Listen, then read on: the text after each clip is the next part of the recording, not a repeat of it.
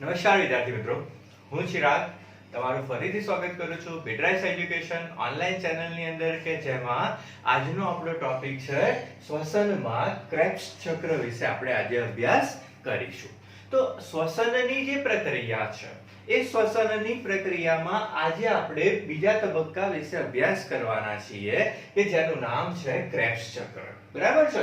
તો આ જે ક્રેબ્સ ચક્ર છે એ ક્રેબ્સ ચક્રને આપણે શું કહીએ છીએ કે જારક શ્વસનનો દ્વિતીય તબક્કો। બરાબર છે। એટલે કે પ્રથમ તબક્કો કયો બને તો કે ગ્લાયકોલિસિસ। ઓકે, હવે આ જે પ્રક્રિયા છે કેમ આપણે એમ કહ્યું જારક શ્વસનનો દ્વિતીય તબક્કો, તો આ પ્રક્રિયા દરમિયાન ઓક્સિજનની હાજરી કેવી હોય છે તો કે અનિવાર્ય હોય છે। હવે આ જે ચક્ર છે, આ જે પથ છે એને આપણે શું નામ આપ્યું? ક્રેબ્સ ચક્ર। તો ક્રેબ્સ ચક્ર કેમ કહીએ છીએ તો એના નામ ઉપરથી અહીંયા આપણે સમજીએ કે ક્રેબ્સ ચક્ર શાના નામ ઉપરથી આવ્યું છે તો કે 1937 ની અંદર હેન્સ ક્રેબ નામના વૈજ્ઞાનિકે કબૂતરના છાતીના સ્નાયુમાં, બરાબર, એટલે કે કબૂતરના છાતીના સ્નાયુમાં ઓક્સિજનના દહનને સમજાવતો, મતલબ કે ઓક્સિજનના દહનનો અભ્યાસ કર્યો। એનો મતલબ શું કે ઓક્સિજનની મદદથી ત્યાં કઈ પ્રક્રિયા થાય છે એનો એમણે શું કર્યો? અભ્યાસ કર્યો। ઓકે, આટલું સમજો છો? તો આ જે ક્રેબ્સ ચક્ર છે એને આપણે બીજા શબ્દમાં શું કહી શકીએ છીએ, એના બીજા કયા નામ છે એને આપણે જાણીએ કે ક્રેબ્સ ચક્રને બીજા શબ્દમાં આપણે કહેવામાં આવે તો શું કહી શકાય? તો એક નામ છે ટીસીએ ચક્ર।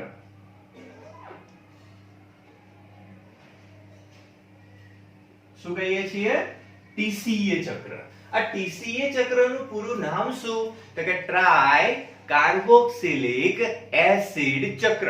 બરાબર, નામ યાદ રાખજો। ટીસીએ મતલબ શું તો કે ટ્રાય કાર્બોક્સિલિક એસિડ ચક્ર। બીજા શબ્દમાં શું કહેવાય? બીજું કયું નામ છે અહીંયા એનું તો કે એક થઈ ગયું ટીસીએ ચક્ર, બીજું છે સાઇટ્રિક એસિડ ચક્ર।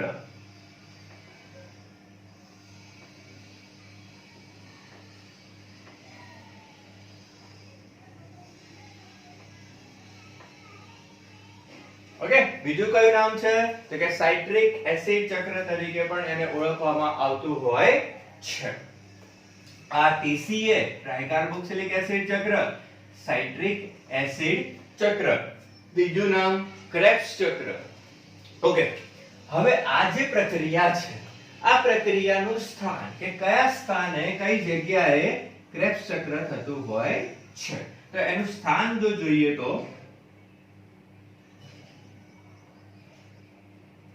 એવું કહીશું કે કણાભ સૂત્રના આધારકમાં થતી પ્રક્રિયા। ક્યાં થાય છે આ પ્રક્રિયા તો કે કણાભ સૂત્રના આધારકમાં થતી પ્રક્રિયા છે। હવે જો આ તો એનું ખાલી આપણે પ્રસ્તાવના જોઈ, પ્રક્રિયાની શરૂઆત કરીએ એના પહેલા અહીંયા થોડીક માહિતી લઈ લઈએ કે જેમ કે ગ્લાયકોલિસિસની જે પ્રક્રિયા હતી એટલે કે જારક શ્વસનનો જે પ્રથમ તબક્કો હતો એ પ્રથમ તબક્કો ક્યાં પરફોર્મ થયો, કઈ જગ્યાએ થતો હોય છે તો કે પ્રથમ તબક્કો જે છે એ કોષના આધારકમાં થાય છે। યાદ રાખો, ક્યાં થાય છે? કોષના આધારકમાં। જ્યારે અહીંયા પ્રક્રિયા ક્યાં થાય છે? કણાભ સૂત્રના આધારકમાં। તો કણાભ સૂત્રનું આધારક જે છે એને આપણે શું કહીએ તો કે કણાભ સૂત્ર એ શું છે તો કે કોષનું પાવર હાઉસ તરીકે ઓળખવામાં આવે છે। બરાબર ને? એટલું સમજાય છે માહિતી? તો હવે આપણે નિર્માણ કર્યો પાયરુવિક એસિડ ગ્લાયકોલિસિસની પ્રક્રિયા દરમિયાન, એટલે કે આપણી પાસે અત્યારે શું છે તો કે ગ્લાયકોલિસિસ। હવે આ જે ગ્લાયકોલિસિસ છે એ ગ્લાયકોલિસિસ દરમિયાન નિર્માણ થતો પાયરુવિક એસિડ, એ પાયરુવિક એસિડ ક્યાં દાખલ થાય છે તો કે કણાભ સૂત્રના આધારકમાં દાખલ થવું પડે ને। જો કણાભ સૂત્રના આધારકમાં દાખલ ના થાય તો ક્રેબ્સ ચક્ર થવાનું છે ના। ઓકે, તો અહીંયા શું થશે કે ગ્લાયકોલિસિસ દરમિયાન નિર્માણ પામેલો પાયરુવિક એસિડ એ શું કરે છે તો પાયરુવિક એસિડ એ કન્ડેન્સેશન રિએક્શનની મદદથી પાયરુવિક એસિડ એ કઈ પ્રક્રિયા કરશે? કન્ડેન્સેશન, મતલબ કે મધ્યસ્થી પ્રક્રિયા, ઇન્ટરમીડિયેટ રિએક્શન તરીકે આપણે એને ઓળખવામાં આવે છે. શું કહીએ છીએ? ઇન્ટરમીડિયેટ રિએક્શન અથવા મધ્યવર્તી પ્રક્રિયા તરીકે આપણે એને ઓળખવામાં આવે છે. બરાબર? તો મધ્યવર્તી પ્રક્રિયા કરે છે અને એ પાયરુવિક એસિડ એ પ્રોટીન વાહકની મદદથી ક્યાં દાખલ થશે? કણાભ સૂત્રના આધારકમાં. એ કણાભ સૂત્રના આધારકમાં દાખલ થઈ અને શું કરશે? તો કે ક્રેબ્સ ચક્ર આ પ્રક્રિયાને શું કરતો હોય છે? પરફોર્મ કરતો હોય છે. ઓકે, આટલું સમજી ગયા? તો આગળની પ્રક્રિયા આપણે જોઈએ. તો અહીંયા સુધી સમજી ગયા ને? જોઈ લઈએ ચલો આગળ. તો મધ્યસ્થી નિપજ વિશે આપણે હવે ભણીએ. તો દેખો, ગ્લાયકોલિસિસ દરમિયાન નિર્માણ પામેલો પાયરુવિક એસિડ એ કઈ પ્રક્રિયા કરે છે? તો કે મધ્યસ્થી પ્રક્રિયા કરે છે. મતલબ કે ગ્લાયકોલિસિસ અને ક્રેબ્સ ચક્રને જોડતી પ્રક્રિયા કઈ છે? તો કે પાયરુવિક એસિડ એ, અહીંયા પ્રક્રિયા ધ્યાનથી સાંભળજો. પાયરુવિક એસિડ કેટલા કાર્બન? તો કે 3 કાર્બન. શું કરે છે? તો કે સૌપ્રથમ પાયરુવેટ ડિહાઇડ્રોજિનેઝ ઉત્સેચકની મદદથી, પાયરુવેટ ડિહાઇડ્રોજિનેઝ ઉત્સેચકની મદદથી ડિહાઇડ્રોજિનેશનની પ્રક્રિયા કરે. પહેલી પ્રક્રિયા કઈ થઈ? ડિહાઇડ્રોજિનેશનની પ્રક્રિયા થઈ. તો અહીંયા NAD જે છે એ NAD+ એ સામા ફેરવાય? તો કે NADH અને H+ માં ફેરવાય. એનો મતલબ શું થયું? અહીંયા હાઇડ્રોજિનેશન દરમિયાન શું થાય છે? તો કે 2H+ ત્યાંથી મુક્ત થાય છે. એ 2H+ મુક્ત થાય એટલે એને કોણ સ્વીકારે? NAD. એ NAD સ્વીકારી અને શું બનાવે છે? NADH. બીજું અહીંયા શું છે? તો દેખો, સલ્ફર સમૂહયુક્ત આપણે શું કહીએ? સઉત્સેચક. કયો? તો કે કોએન્ઝાઇમ A. આ કોએન્ઝાઇમ A જે છે એ પ્રક્રિયા દરમિયાન શું થાય છે? ઉમેરાય છે. બરાબર? તો અહીંયા દેખો, પહેલી પ્રક્રિયા થઈ ડિહાઇડ્રોજિનેશનની. બીજું શું થાય છે? તો કે પ્રક્રિયા દરમિયાન કોએન્ઝાઇમ A ઉમેરાય છે. ઓકે, ત્રીજી કઈ પ્રક્રિયા? તો ત્રીજું છે અહીંયા કે જેમ અહીંયા 3 કાર્બન છે, અહીંયા 2 કાર્બન છે. મતલબ કે એક કાર્બન શું થયો? દૂર થયો. મતલબ કે ડી કાર્બોક્સિલેશનની પ્રક્રિયા દરમિયાન અહીંયાથી શું મુક્ત થાય છે? તો કે ડી કાર્બોક્સિલેશનની પ્રક્રિયા દરમિયાન અહીંયાથી CO2 નો અણુ શું થાય છે? મુક્ત થાય છે. મતલબ કે પાયરુવિક એસિડ એ કોએન્ઝાઇમ A ની મદદથી અહીંયા શું થશે? તો કે 2 કાર્બન ધરાવતો સક્રિય એસિટેટ બનાવે છે, જેને આપણે શું કહીએ છીએ? Acetyl coenzyme A. કેટલા કાર્બન? 2 કાર્બન. પ્રક્રિયા દરમિયાન આપણને શું મળ્યું? તો કે એક અણુ મળ્યો CO2 નો. બરાબર? એક કાર્બન નો અણુ અહીંયા શું થયો? મુક્ત થાય છે. યાદ રાખજો. બીજું શું મળ્યું અહીંયા આપણને?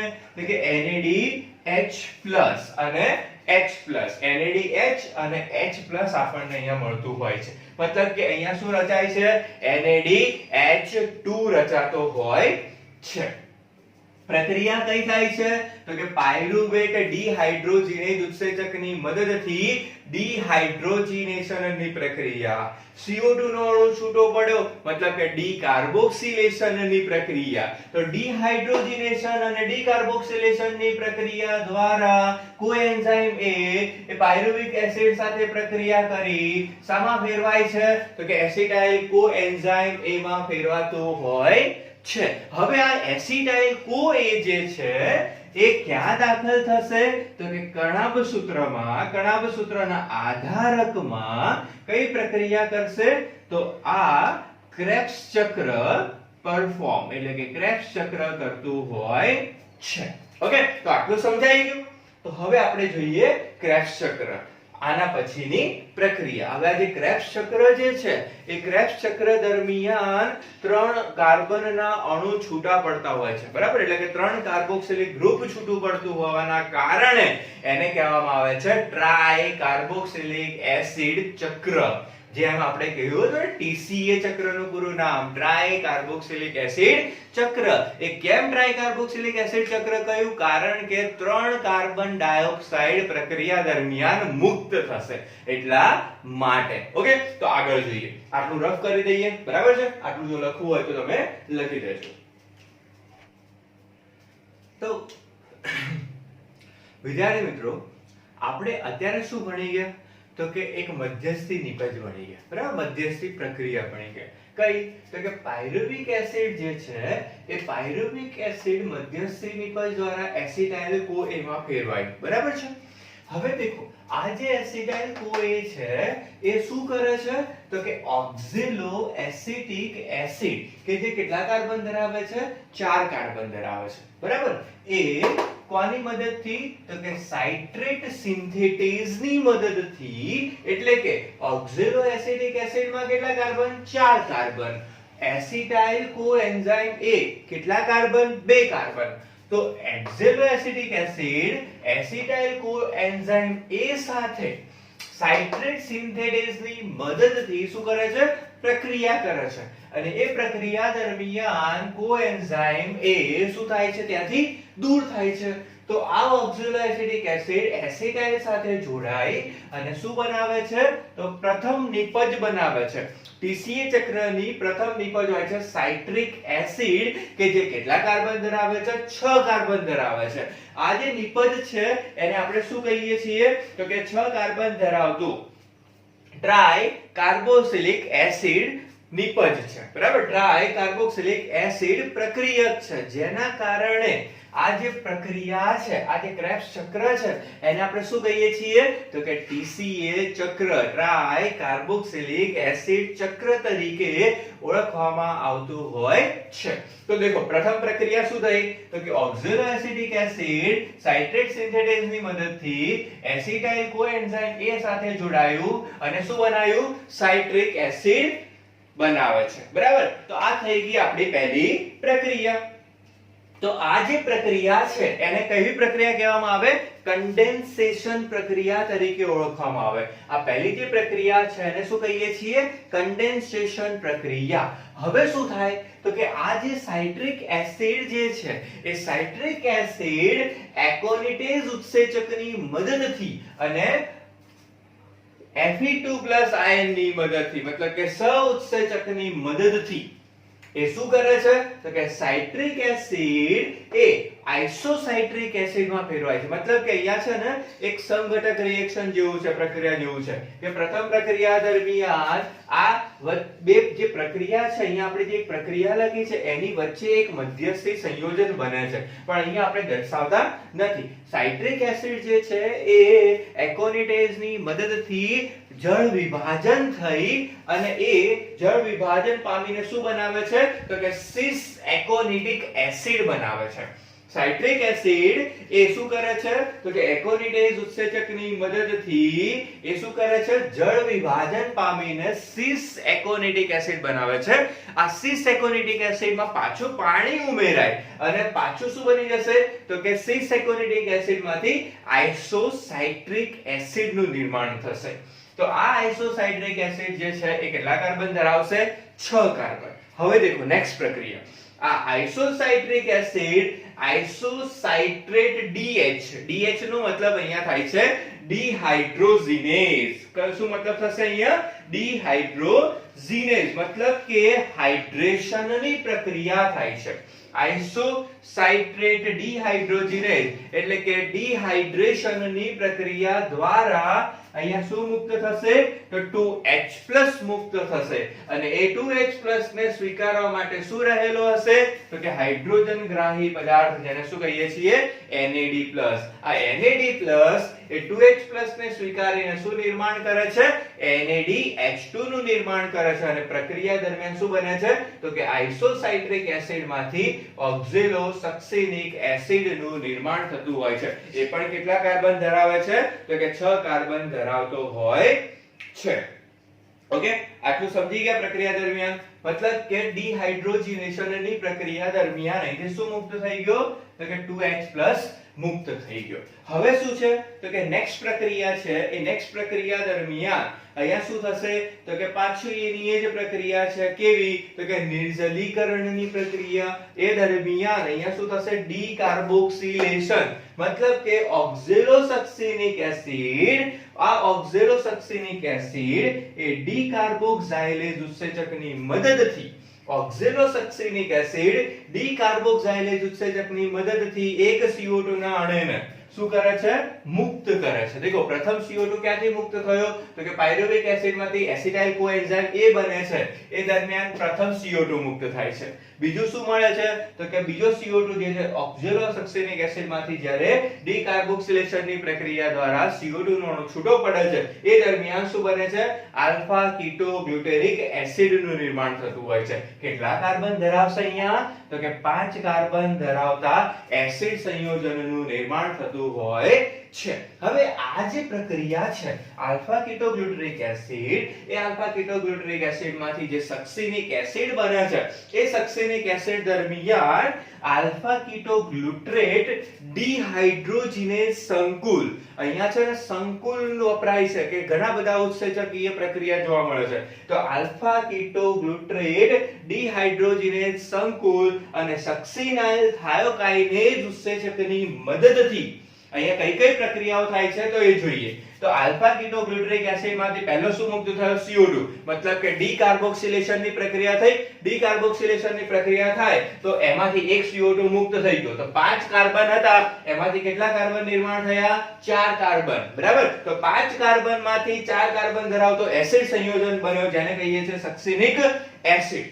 હવે અહીંયા બીજી કઈ પ્રક્રિયા થઈ ડિહાઇડ્રોજનેશનની પ્રક્રિયા મતલબ કે જે પાણી છે પાણી શું થાય છે અહીંયા ઉમેરાય છે. પાણીનો અણુ શું થશે પ્રક્રિયા દરમિયાન ઉમેરાશે પરંતુ અહીંયા શું થાય છે કે એ 2H+ શું થશે મુક્ત થશે અને 2H+ ને સ્વીકારવા માટે ત્યાં શું રહેલો હોય છે તો કે ડિહાઇડ્રોજનેઝ પ્રક્રિયા દરમિયાન NADH એ NADH 2H+ ને સ્વીકારીને શું બનાવે છે NADH2 નું નિર્માણ થતું હોય છે. અને આ પ્રક્રિયા દરમિયાન જુઓ અહીંયા કે જે ફોસ્ફોરાયલેશનની જે પ્રક્રિયાઓ છે બરાબર કે ફોસ્ફોરાયલેશન પ્રક્રિયા જેમાં શું હોય છે તો કે ફોસ્ફોકાઇનેઝ ઉત્સેચકની મદદથી ફોસ્ફોકાઇનેઝ સક્રિયતાકરણ માટે અહીંયા શું થશે તો કે જે ATP છે બરાબર અને GTP છે તો કે જે અહીંયા શું થશે તો કે પ્રક્રિયા દરમિયાન ATP માંથી શું બને છે GTP બને છે. પ્રક્રિયા દરમિયાન ATP માંથી શું કહીએ છીએ પ્રક્રિયા શું છે અહીંયા તો કે ફોસ્ફોકાઇનેઝની સક્રિયતા માટે ATP માંથી GTP બને છે. ATP માંથી શું બને છે GTP બને છે અને GDP માંથી શું બને છે ADP નું નિર્માણ થતું હોય છે અને એની સાથે શું જોડાયેલું રહેશે તો કે અકાર્બનિક ફોસ્ફરસ જોડાયેલો રહેતો હોય છે. આ દરમિયાન આ ચક્ર દરમિયાન ફોસ્ફેટ જે છે એ ઊંચી બંધન ક્ષમતા ધરાવતું હોય છે. એ ફોસ્ફેટ બંધમાં ઊંચી ઊર્જા શું થતી હોય છે તો કે સંયોજાતી હોય છે. તો 5 કાર્બન ધરાવતો આલ્ફા કીટોગ્લુટેરિક એસિડ એ શામાં ફેરવાઈ ગયો સક્સિનિક એસિડમાં ફેરવાઈ ગયો અને આ સક્સિનિક એસિડ જે છે એ સક્સિનેટ ડિહાઇડ્રોજિનેઝ ઉત્સેચકની મદદથી એટલે કે ડિહાઇડ્રોજનેશનની પ્રક્રિયા દ્વારા એ સક્સિનિક એસિડ શામાં ફેરવાય છે ફ્યુમેરિક એસિડમાં ફેરવાતો હોય છે અને આ દરમિયાન જે 2H+ મુક્ત થાય છે એને સ્વીકારવા માટે શું રહેલો હોય છે તો કે FAD રહેલો હોય છે. આ FAD એ 2H+ ને સ્વીકારીને શું બનાવે છે FADH2 નું નિર્માણ કરતો હોય છે. હવે અહીંયા રહેલો જે ફ્યુમેરિક એસિડ છે સક્સિનિક એસિડમાંથી શું બની ગયો ફ્યુમેરિક એસિડ. આ ફ્યુમેરિક એસિડ ફ્યુમરેઝની મદદથી એટલે કે અહીંયા શું થશે તો કે ફ્યુમેરિક એસિડનું મેલિક એસિડમાં એટલે કે મેલેટ ની અંદર શું થતું હોય છે રૂપાંતરણ થતું હોય છે. મતલબ કે અહીંયા શું થશે તો કે હાઇડ્રેશનની પ્રક્રિયા ફ્યુમેરિક એસિડ નું ફ્યુમરેઝ ની મદદથી હાઇડ્રેશન થશે અને શામાં ફેરવાશે મેલિક એસિડ માં ફેરવાતું હોય છે અને આ મેલિક એસિડ મેલેટ ડિહાઇડ્રોજિનેઝ ઉત્સેચકની મદદથી આ મેલિક એસિડ મેલેટ ડિહાઇડ્રોજિનેઝ ઉત્સેચકની મદદથી અહીંયા શું થશે તો કે 2H+ મુક્ત કરશે અને 2H+ જે છે એ કોણ સ્વીકારશે તો કે NAD નો અણુ સ્વીકારી અને શું બનાવે છે NADH2 નું નિર્માણ થતું હોય છે અને આ મેલિક એસિડ એ શામાં ફેરવાશે તો કે ઓક્ઝેલો એસિટિક એસિડ માં ફેરવાતો હોય છે આ 4 કાર્બન ધરાવતો ઓક્ઝેલો એસિટિક એસિડ હાઇડ્રેશનની પ્રક્રિયાની મદદથી એ પાછું નવા ક્રેબ્સ ચક્રની અંદર શું થતો હોય છે દાખલ થતો હોય છે તો આ શું થશે ક્રેબ્સ ચક્ર આ સંપૂર્ણ ક્રેબ્સ ચક્ર અહીંયા આપણે શું કર્યો એનો અભ્યાસ કર્યો હવે આ દરમિયાન છે ને આપણે નિપજનો અભ્યાસ કરી લઈએ બરાબર આની સાથે સાથે દર્શાવી દઈએ કે જેમ કે અહીંયા ધ્યાન આપજો કે આપણે પાયરુવિક એસિડ લીધા તો આપણે શું કહ્યું હતું કે પાયરુવિક એસિડ માંથી 3 CO2 ના અણુ છૂટા પડશે મતલબ કે ક્રેબ્સ ચક્ર દરમિયાન 3 CO2 છૂટા પડે છે તો જો અહીંયા દેખો તો કોઈ જગ્યાએ CO2 છૂટા પડે છે કેટલા છે તો દેખો અહીંયા આપણે નંબરિંગ કરી દઈએ તો પ્રથમ અહીંયા સેકન્ડ અહીંયા થર્ડ એમ 3 CO2 ના અણુ શું થયા મુક્ત થયા તો ક્રેબ્સ ચક્ર દરમિયાન 3 CO2 શું થાય છે મુક્ત થાય છે બીજી કઈ નિપજ આપણને મળે છે એ જોઈ લઈએ તો પ્રથમ નિપજ અહીંયા દેખી લો કે જે છે NAD એ NADH2 માં ફેરવાય મતલબ કે અહીંયા આપણે કાઉન્ટ કરીએ કે કેટલા થાય છે 1 બરાબર બીજો કઈ જગ્યાએ છે અહીંયા 2 ત્રીજું ક્યાં છે અહીંયા 3 ચોથું અહીંયા બરાબર એટલે કે પ્રક્રિયા દરમિયાન NADH2 કેટલા નિર્માણ પામે છે તો પ્રક્રિયા દરમિયાન 4 NADH2 ના અણુ નિર્માણ થતા હોય છે હવે બીજું શું બને છે તો પ્રક્રિયા દરમિયાન એક અહીંયા પ્રક્રિયા દરમિયાન એક શું રચાય છે તો કે એક FADH2 રચાતો હોય છે પ્રક્રિયા દરમિયાન શું રચાશે અહીંયા તો કે એક FADH2 રચાતો હોય છે હવે આમાંથી આપણે કઈ કઈ પ્રક્રિયા દરમિયાન 2H+ મુક્ત થયા કેટલા 2H+ મુક્ત થયા જણાવો તો કે દેખો 1 2 પછી અહીંયા 3 4 અને 5 તો 5 પ્રક્રિયા દરમિયાન 2H+ મુક્ત થાય તો ટોટલ કેટલા થઈ જાય 2H+ ટોટલ 10H+ થઈ જાય બીજું શું છે અહીંયા તો કે એક ATP નું શું થતું હોય છે સર્જન થતું હોય છે એક ATP શું થતો હોય છે પ્રક્રિયા દરમિયાન વપરાતો હોય છે તો આટલું સમજાઈ ગયું તો આ પ્રક્રિયાને તમે દર્શાવી દો બરાબર છે ઓકે તો આ થઈ ગઈ ક્રેબ્સ ચક્ર હવે આના આધારે આપણે એક સમીકરણ જોઈએ અને એ સમીકરણના આધારે અહીંયા કેટલા ATP નિર્માણ થાય છે એની આપણે શું જોઈ લઈએ ગણતરી જોઈ લઈએ ઓકે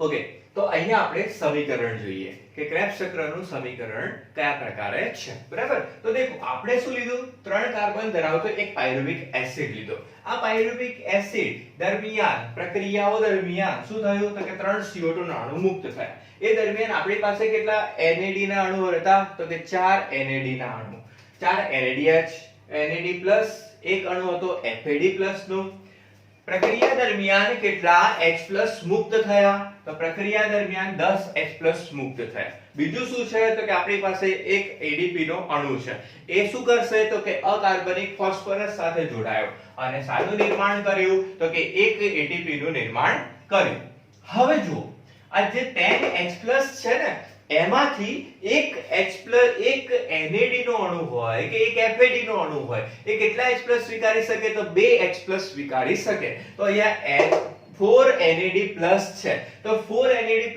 છે તો 10 માંથી 8 H+ કોણ સ્વીકારી લેશે 4 NAD+ તો એ 4 NAD+ એ H+ સ્વીકારીને શું બનાવે છે 4 NADH2 અને એ જે બાકીના 2 H+ રહી ગયા એ કોણ સ્વીકારશે તો કે FAD એ FADH+ સ્વીકારીને શું બનાવી દીધો એક FADH2 તો આ શું થયું આપણું રાસાયણિક સમીકરણ ક્રેબ્સ ચક્રનું બરાબર તો હવે અહીંયા આપણે છે ને ATP ની ગણતરી કરી લઈએ કે કયા પ્રકારે ATP અહીંયા ગણતરી થાય છે તો ગણતરી દરમિયાન દેખો એક ચોખ્ખો ATP આપણને શું થાય છે મુક્ત થાય છે તો એટીપી ની ગણતરી છે, બરાબર? એટીપી નિર્માણ થવા, એટીપી નું નિર્માણ, બરાબર છે? તો કેટલા એટીપી મળ્યા છે આપણને? તો ફર્સ્ટ એક એટીપી ચોખ્ખો નિર્માણ થશે, બરાબર?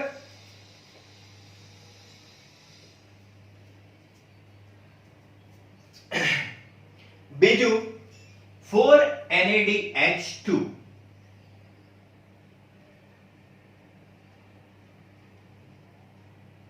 બરાબર? 4NADH2 બરાબર કેટલા એટીપી?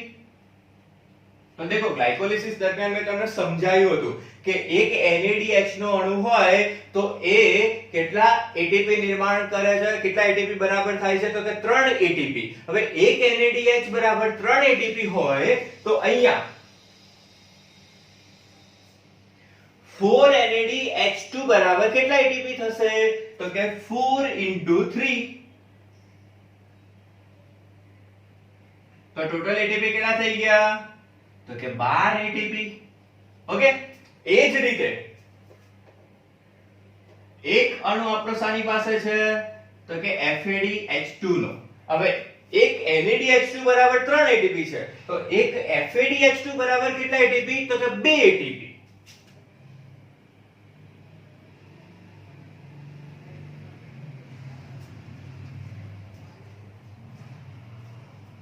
તો અહીંયા આપણી પાસે કેટલા એટીપી થશે ટોટલ? તો દેખો એક એટીપી અહીંયાથી મળી ગયો આપણને, બરાબર? એક એટીપી અહીંયાથી 12 એટીપી, તો 12 ને 13, અને અહીંયા કેટલા એટીપી થઈ ગયા? તો કે 2 એટીપી. તો ટોટલ કેટલા એટીપી થયા અહીંયા? તો કે 15 એટીપી. તો અહીંયા દેખો એક પાયરુવિક એસિડ નો અણુ ક્રેબ્સ ચક્રમાં વપરાય ત્યારે કેટલા એટીપી નું નિર્માણ કરાવે છે?